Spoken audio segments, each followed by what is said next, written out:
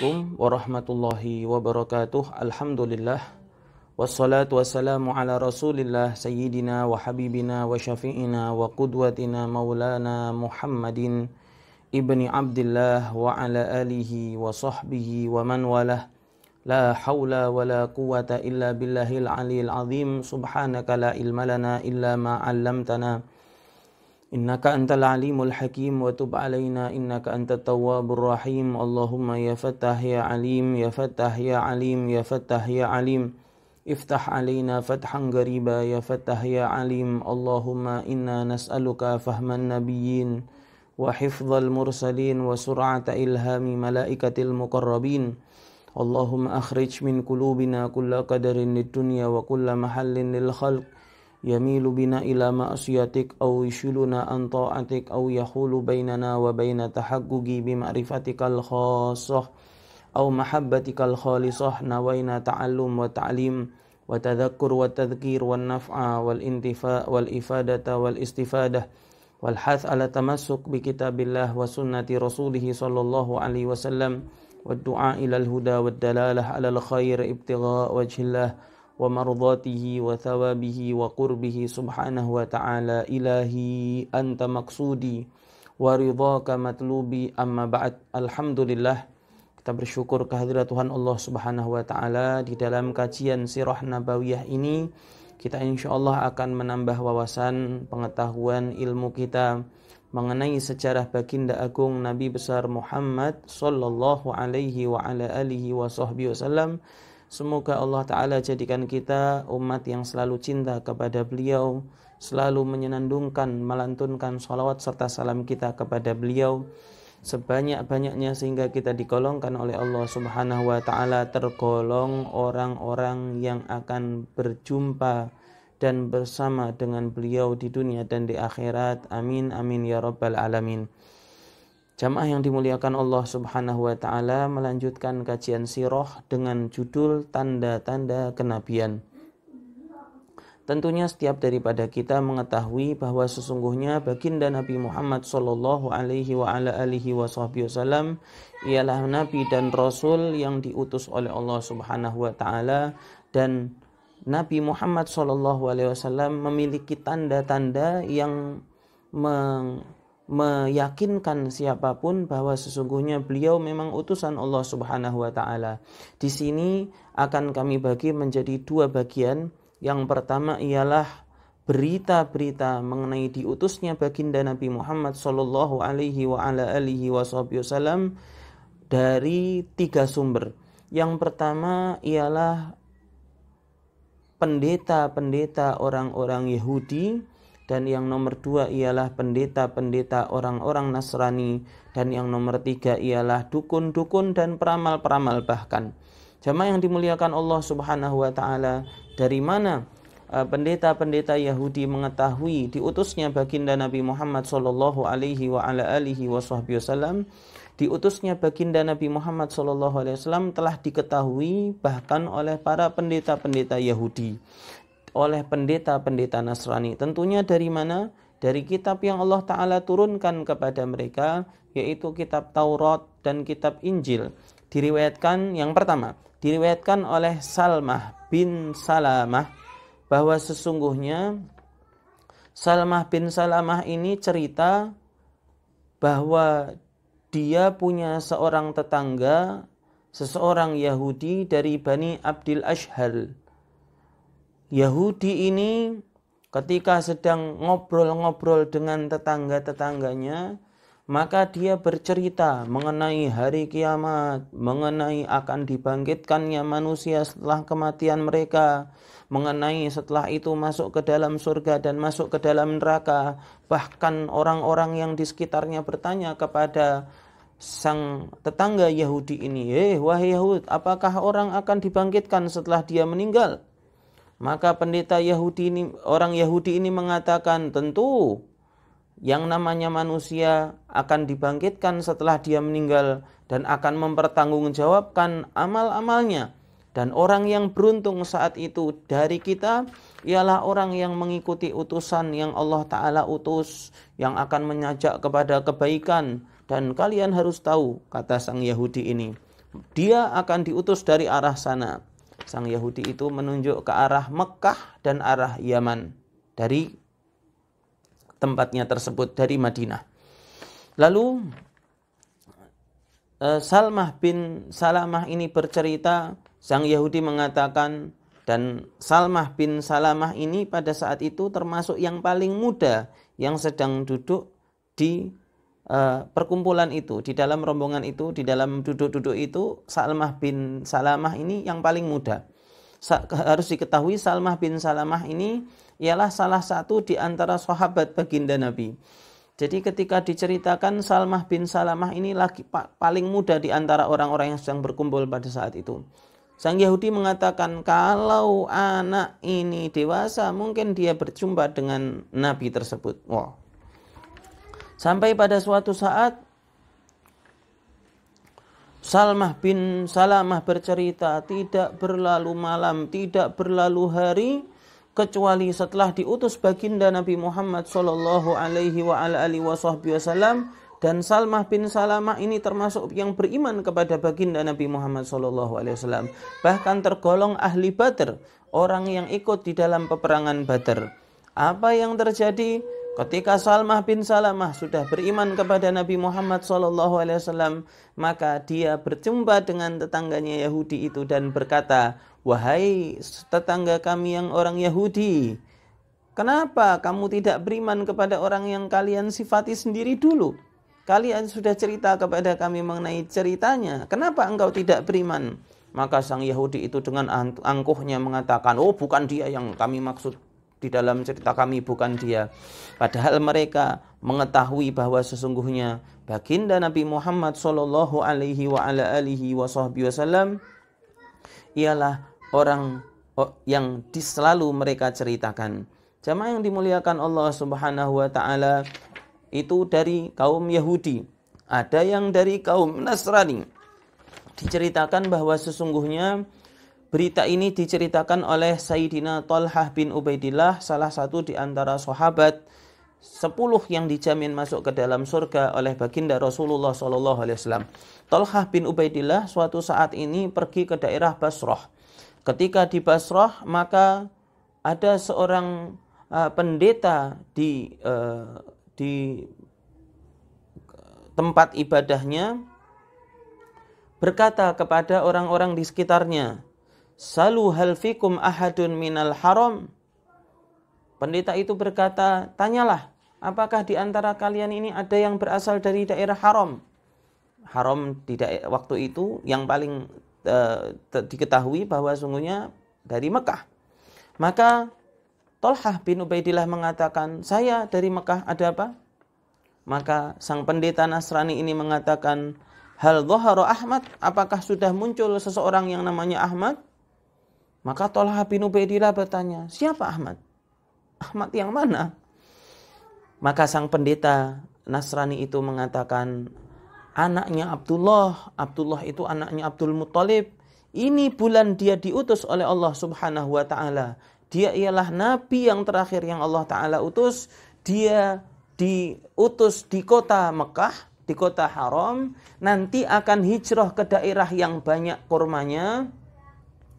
Lalu jangan sampai kamu terlambat untuk beriman kepadanya, wahai saudaraku.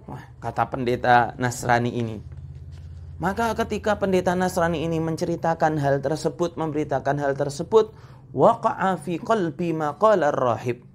Lalu tembus di dalam hati Thalhah bin Ubaidillah apa yang dikatakan oleh sang pendeta tersebut. Sampai akhirnya ketika Thalhah bin Ubaidillah sampai ke kota Mekah, yang pertama kali diajak berbicara mengenai hal ini ialah sahabat karibnya, yaitu Abu Bakar As-Siddiq, Abdullah bin Quhafah.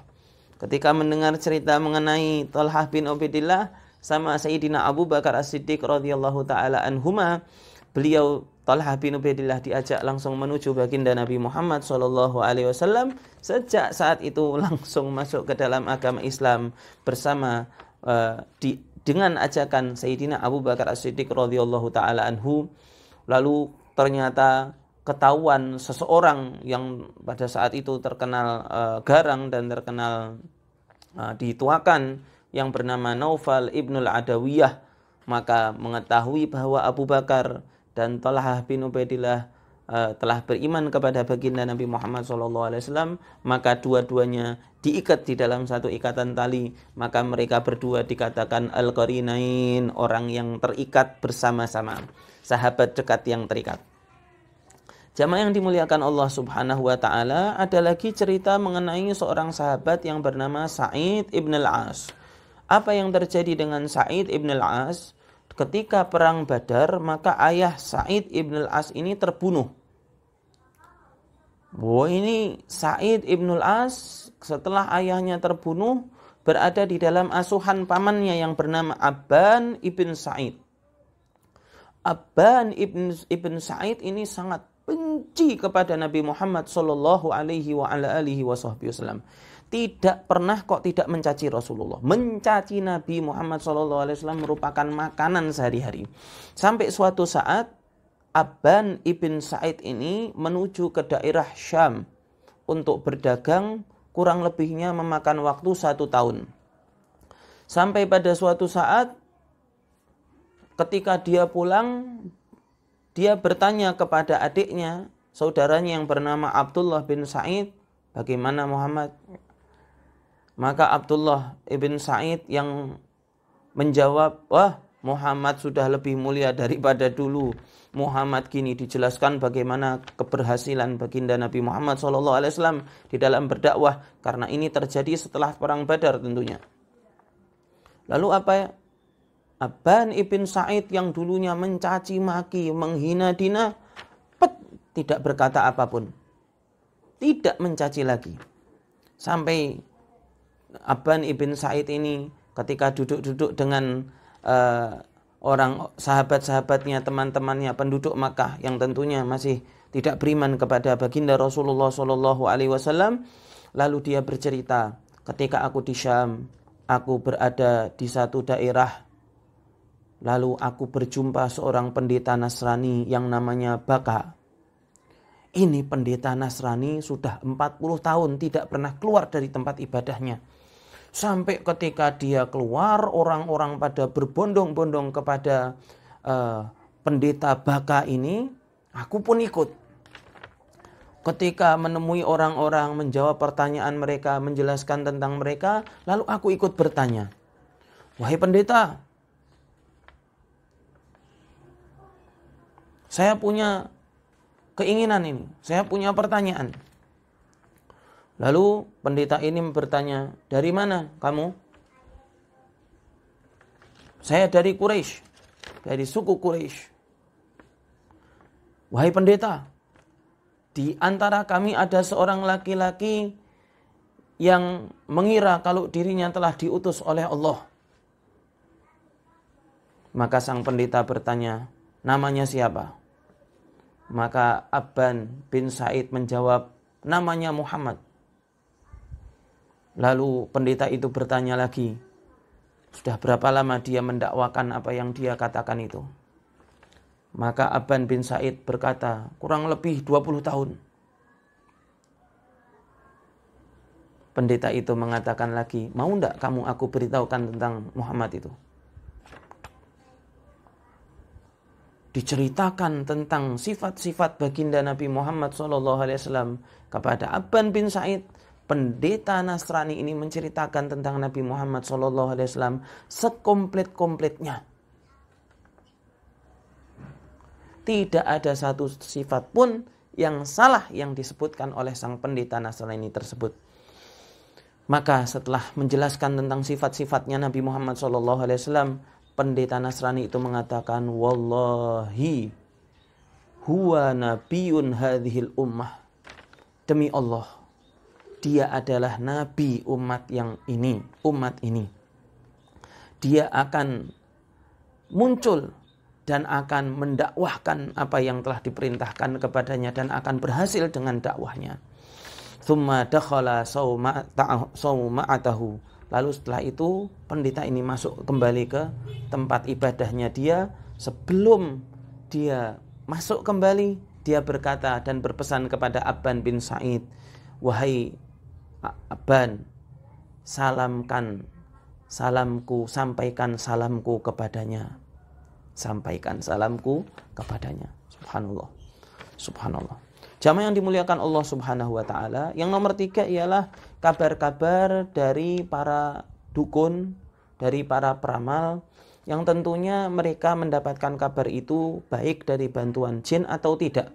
Bagaimana bisa para dukun itu mendapatkan bantuan jin? Karena tentunya seperti kita ketahui, para jin dan setan itu mencuri-curi pendengaran dengan obrolan malaikat yang diobrolkan oleh para malaikat di alamnya. Lalu berita yang mereka bawakan itu kadang-kadang menjelaskan tentang bagaimana akan diutusnya baginda Nabi Muhammad SAW. Ada juga yang melalui tanda-tanda yang lain. Akan tetapi setelah ini kita akan berpindah ke tanda-tanda kenabian yang berikutnya. Setelah kabar-kabar dari orang-orang Yahudi, kabar-kabar dari Nasrani, dari kitab-kitab mereka, kabar-kabar dari para dukun, baik itu bantuan jin atau setan atau tidak bantuan jin dan setan, kita akan berpindah kepada tanda-tanda kenabian baginda Nabi Muhammad SAW ketika yang ada di dalam sosok beliau, yang ada di dalam fisik beliau. Jamaah yang dimuliakan Allah Subhanahu wa taala, tanda-tanda kenabian ini tentunya memperkuat bukti bahwa sesungguhnya beliau ialah diutus oleh Allah Subhanahu wa taala untuk mendakwahkan apa yang diinginkan Allah taala min tauhidillah, yaitu untuk mengisahkan Allah la ilaha illallah. Apa tanda kenabian yang pertama? Yang pertama ialah syaqqus sadri, atau dibelah dadanya baginda Nabi Muhammad SAW. Banyak di antara orang-orang yang tidak tahu. Mereka hanya tahu dibelahnya dada baginda Rasulullah SAW hanya sekali ketika berada di dalam asuhan Sayyidatuna Halimatus Sya'diyah. Padahal tidak. Dibelahnya dada baginda Nabi Muhammad SAW itu sampai 4 kali. Bahkan ada ulama yang mengatakan lebih dari 4 kali. Kapan? Yang pertama ialah ketika beliau berusia 4 tahun ketika di dalam asuhan Halimatus Sa'diyah. Yang nomor 2 ketika beliau berusia 10 tahun, tentunya masih di kota Mekah. Yang nomor 3 indal bi'tah, ketika beliau diutus oleh Allah Subhanahu wa taala menerima wahyu dari malaikat Jibril alaihi salam, yang dari Allah melalui malaikat Jibril alaihi salam. Di saat diutusnya baginda Nabi, beliau dibelah dadanya. Dan yang keempat ialah inda lailatul Isra'i wal Mi'raj, ketika peristiwa Isra dan Mi'raj. Ini baru 4. Ada lagi yang mengatakan lebih dari 4 sesuai dengan riwayat-riwayat yang berikutnya. Yang nomor 2, tanda kenabian yang ada di dalam sosok baginda Nabi Muhammad SAW ialah khatamin nubuwah. Apa itu? Stempel atau cap kenabian. Jangan dipikir cap ini stempel seperti stempel kita. Enggak. Ini ialah sesuatu yang khusus yang sudah diriwayatkan dari kitab-kitab terdahulu yang ada di dalam tubuh baginda Nabi Muhammad SAW. Apa itu? Lahmun murtafi'atun inda katifil yusra. Merupakan daging yang muncul di bahu sebelah kiri. Seperti baydatul hamamah, seperti telur burung. Seperti telur burung, yazhu bin nur wa yanfakh bitib. Tanda kenabian ini yang merupakan daging yang tumbuh seperti telur burung ini, itu bercahaya dan mengeluarkan bau yang semerbak. Diceritakan dari sahabat Salman Al-Farisi radhiyallahu taala anhu, ketika beliau mencari-cari Nabi Muhammad SAW, lalu akhir ending cerita, kalau diceritakan panjang, sangat panjang sekali, ending cerita Salman Al-Farisi menjadi budak hamba sahaya di kota Madinah. Sampai ketika Salman Al-Farisi ini mendengar tentang ada Nabi yang diutus dan ada di kota Madinah, Salman Al-Farisi pun menuju kepada Nabi tersebut. Salman Al-Farisi mulai eksperimen. Apa yang terjadi? Salman Al-Farisi membawakan makanan dan berkata, monggo dimakan, ini hadiah. Maka ketika Nabi Muhammad bersama para sahabat-sahabatnya mendapatkan hadiah, Nabi Muhammad mengajak para sahabat dan memakan hadiah yang diberikan oleh Salman Al-Farisi. Di momen berikutnya, di waktu yang lain, Salman Al-Farisi mendatangkan lagi dan membawakan makanan cuman dengan bahasa yang lain. Berkata Salman Al-Farisi, ini sodakoh. Maka Nabi Muhammad SAW mengajak kepada para sahabat untuk makan, akan tapi Nabi Muhammad tidak sedikit memakan makanan yang diberikan oleh Salman Al-Farisi.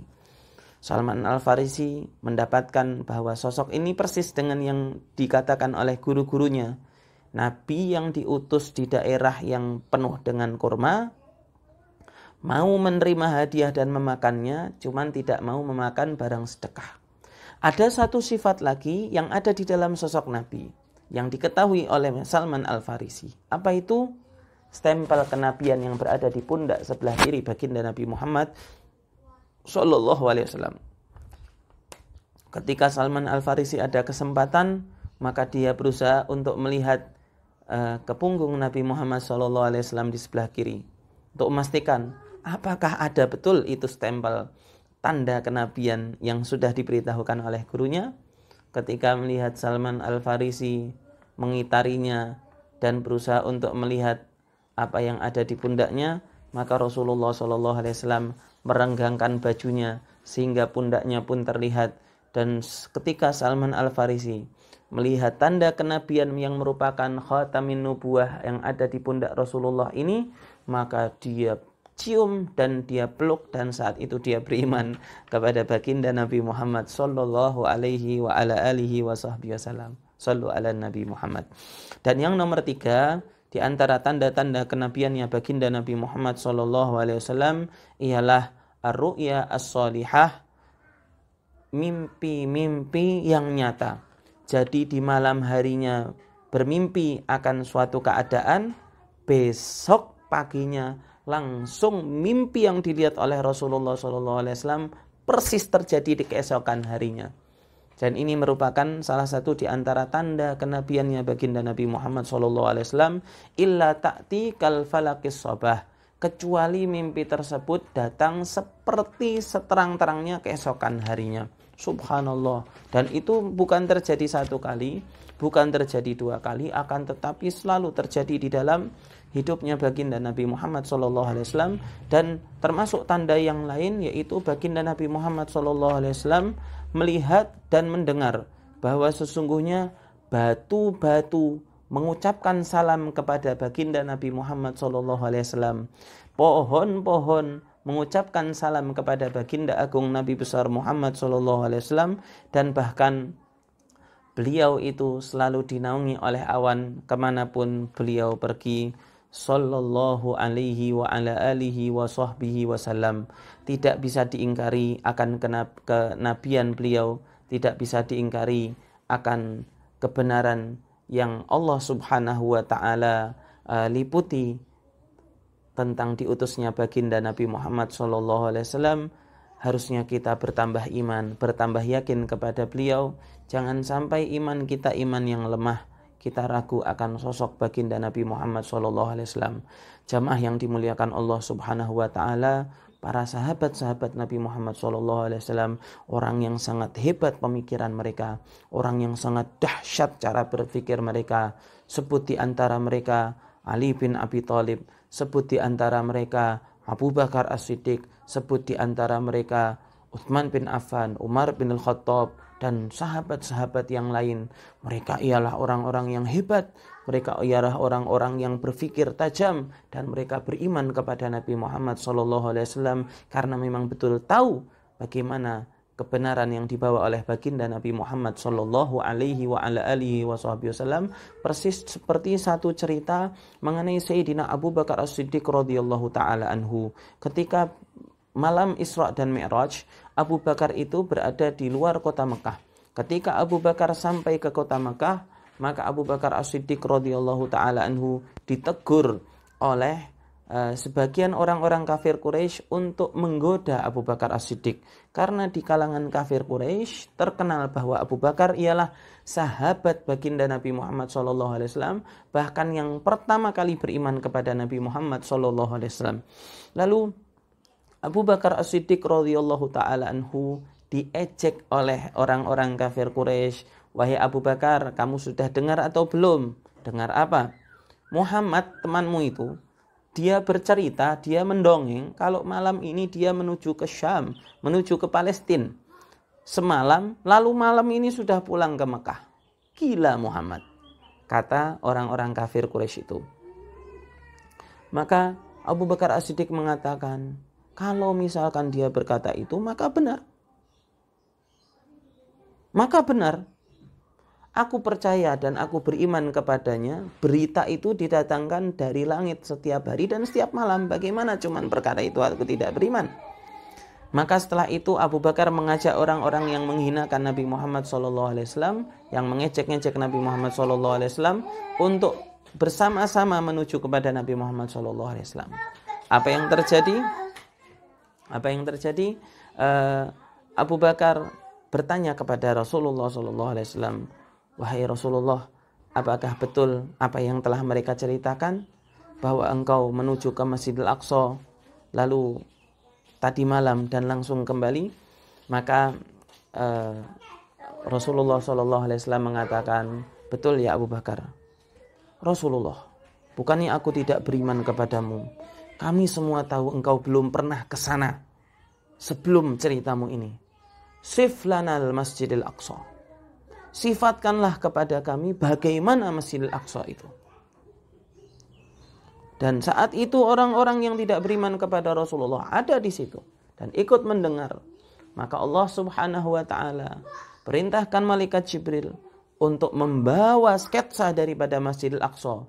Nabi Muhammad menjawab sesuai dengan apa yang Rasulullah inginkan, dan Masjidil Aqsa ada di hadapannya baginda Nabi Muhammad SAW. Setiap kali Rasulullah menyifatkan, maka Abu Bakar mengatakan, sadaqta ya Rasulullah. Setiap kali Nabi Muhammad menyifatkan, Abu Bakar As-Siddiq mengatakan, sadaqta ya Rasulullah. Setiap kali Nabi Muhammad menyifatkan, Abu Bakar As-Siddiq membenarkan dan mengatakan, sadaqta ya Rasulullah, benar apa yang engkau ucapkan itu Rasulullah. Dan setelah itu mulai fitnah yang kedua yang dikatakan oleh orang-orang kafir Quraisy. Oh, Muhammad menyihir kami, Muhammad mengguna-guna kami. Subhanallah, subhanallah, subhanallah. Maka di dalam kajian sejarah seperti ini sangat penting untuk memperteguh kuat iman kita supaya lebih kuat, iman kita supaya lebih teguh, tidak tergonjang-ganjingkan dengan sesuatu apapun. Semoga Allah Subhanahu wa taala berkahi ilmu kita, jadikan pengetahuan kita mengenai baginda Nabi Muhammad SAW ilmu yang bermanfaat. Ya Allah, semoga Allah taala menambahkan rasa cinta kita kepada beliau sallallahu alaihi wa ala alihi wasallam, dan semoga Nabi Muhammad SAW begitu pula mencintai kita. Nabi Muhammad SAW seperti mana kita merindukan beliau, semoga Nabi Muhammad SAW juga rindu kepada kita. Seperti mana kita sangat beringin untuk berjumpa dengan Nabi Muhammad SAW, semoga Nabi Muhammad SAW pun juga ingin berjumpa dengan kita. Seperti mana kita bahagia menjadi umatnya Nabi Muhammad SAW, mudah-mudahan Nabi Muhammad bahagia dan bangga kita menjadi umatnya. Amin, amin, ya Rabbal Alamin. Mari kita baca salawat bersama-sama. Semoga menambah rasa cinta kita kepada baginda agung Nabi Muhammad SAW. Amin, amin, ya Rabbal Alamin. Salatullah, salamullah ala Taha Rasulillah. Salatullah, salamullah ala Yasin Habibillah. Tawassalna bismillah wa bil hadi Rasulillah wa kulli mujahidin lillah bi ahlil badri ya Allah. Ilahi salimil ummah minal afati wan niqmah wa min hammin wa min ghummah بأهل البدر يا الله. Kurang lebihnya mohon maaf. Akhirul kalam, hadanallahu wa iyyakum ajmain. Assalamualaikum warahmatullahi wabarakatuh.